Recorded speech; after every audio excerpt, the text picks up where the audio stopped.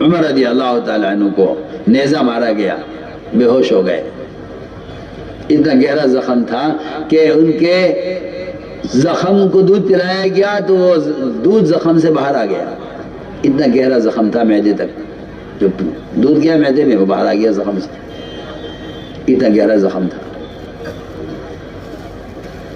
لوگ ان کی حیات سے مایوس ہو گئے تھے کہ بچیں گے نہیں،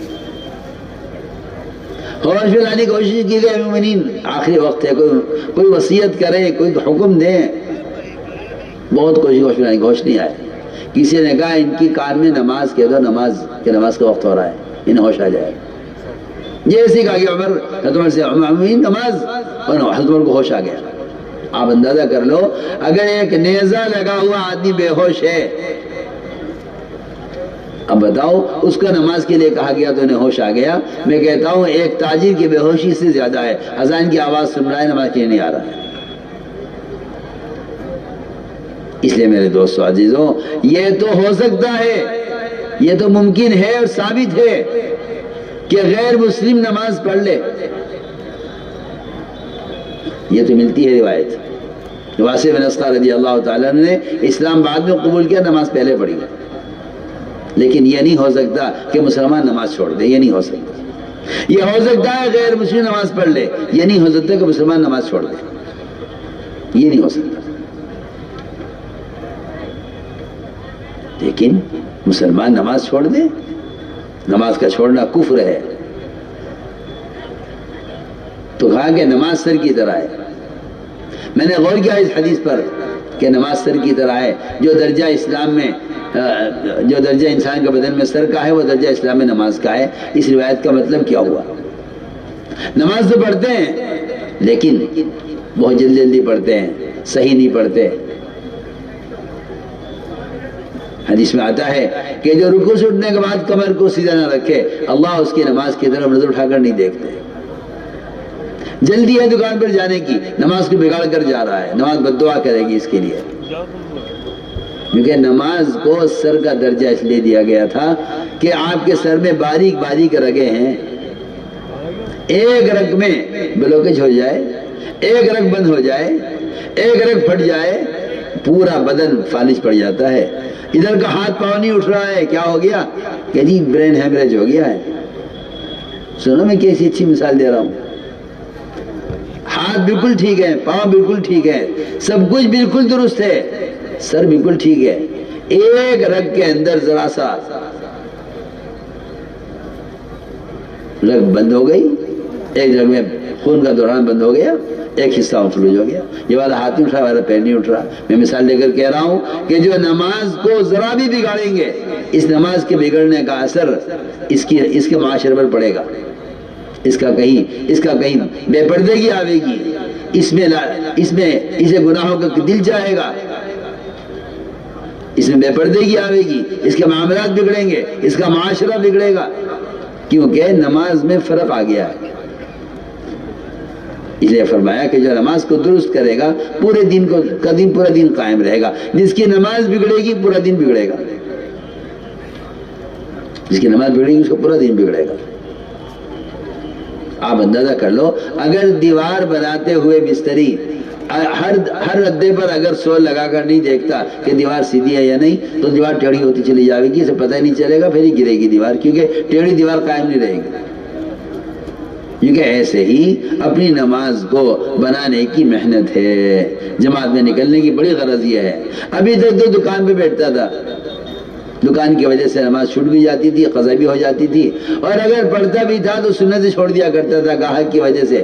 میں دکان چھوڑ کر جماعت سے نکلا ہوں تاکہ 24 گھنٹے عمل کے ماحول میں رہوں، وہاں میری نماز درست ہو گیا۔ عمر رضی اللہ تعالیٰ عنہ یہ کہہ کر جماعتوں کو روانہ کرتے تھے کہ تم اس لیے بھیج رہا ہوں اللہ کے راستے میں تاکہ ان کی نمازیں درست ہو جائیں، ان کی نماز میں کمال پیدا ہو جائے۔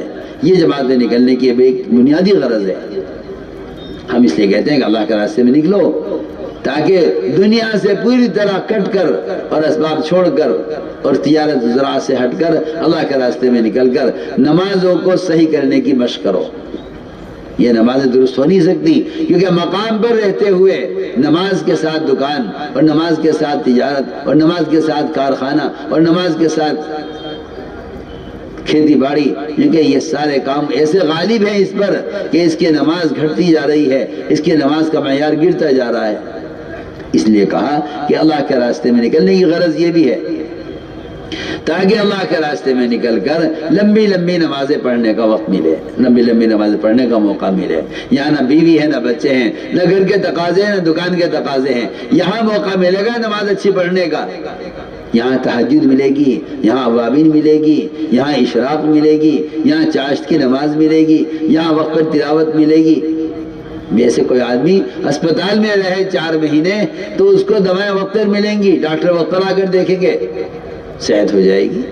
ہم اللہ کے راستے میں نکلنے کے اس لیے محتاج ہیں۔ جیسا کوئی آدمی اسپتال میں رہنے کا، یہاں تو پیچھے پیچھے پھرتے ہیں، ارے نکل جاؤ جماعت میں، اور وہاں آپ جا کر دیکھیے ڈاکٹروں کی خوشامد کرتے ہیں، اجی ہمیں داخل کر لو اسپتال میں، اجی ہمیں داخل کر لو، اجی کسی وزیر کا خط لے کر آتے ہیں، وزیر کی سفارش کہ جی فلاں کو ایک بیڈ دے دو اسپتال میں، اجی ہمیں داخل کر لو اسپتال میں۔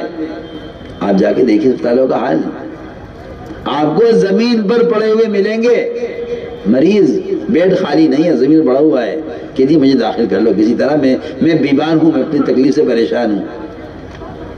یہ اللہ کے راستے میں نکلنا، یہ اپنی صحت کے لیے، ہدایت کے لیے، تربیت کے لیے، اللہ کا تعلق پیدا کرنے کے لیے ہے۔ آپ کو تو آ کر خوشامد کرنی چاہیے ذمہ داروں کی، ہمیں نکال دو، ہمیں جلدی بھیج دو۔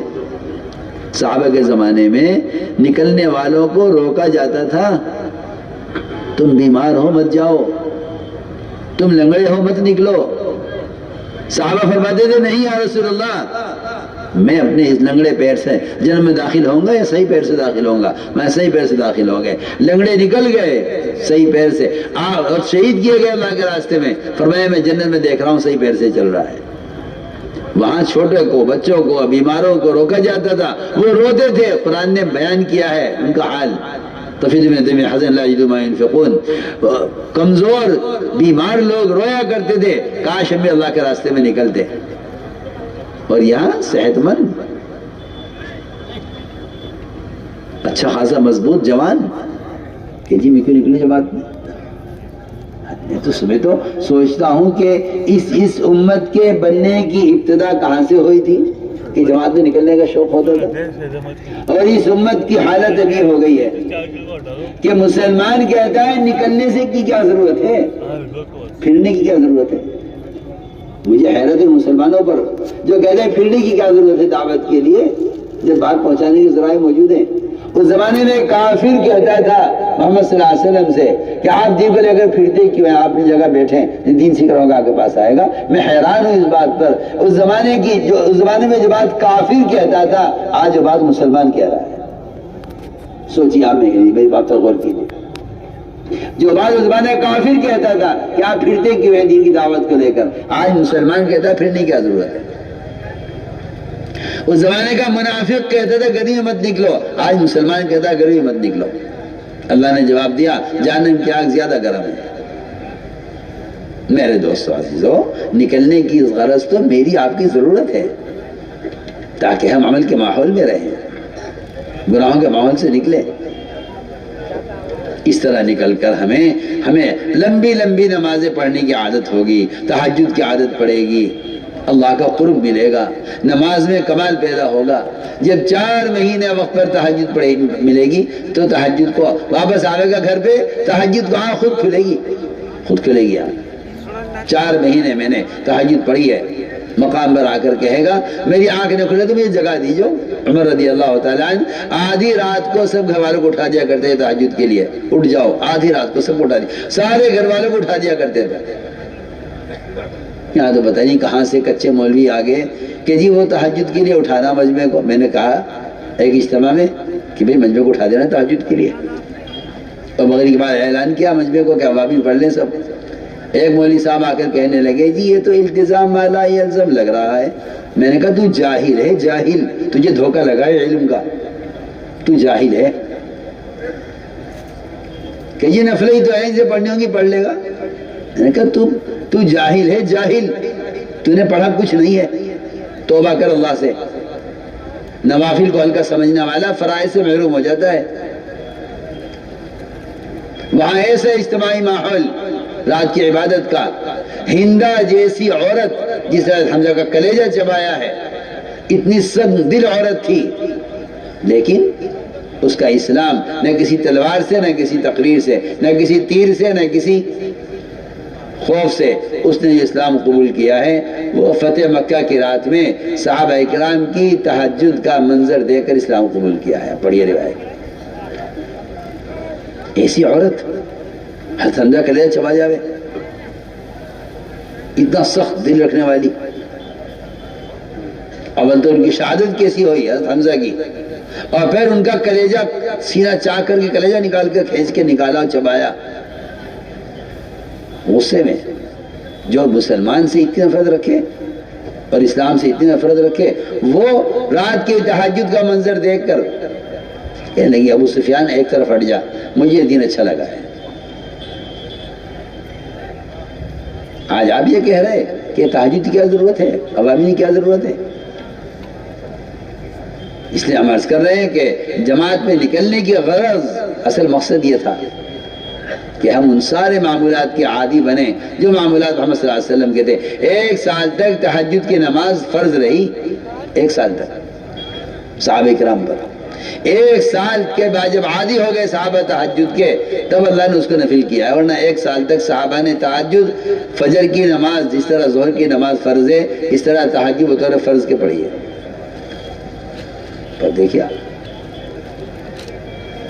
میرے دوستو عزیزو، آدمی جب گناہوں کے ماحول میں رہتا ہے تو عمل کی استعداد کم ہوتے ہوتے ہوتے ہوتے ختم ہو جاتی ہے. جب آدمی عمل کے ماحول میں آتا ہے تو عمل کے ماحول سے استعداد پیدا ہوتی ہے عمل کی.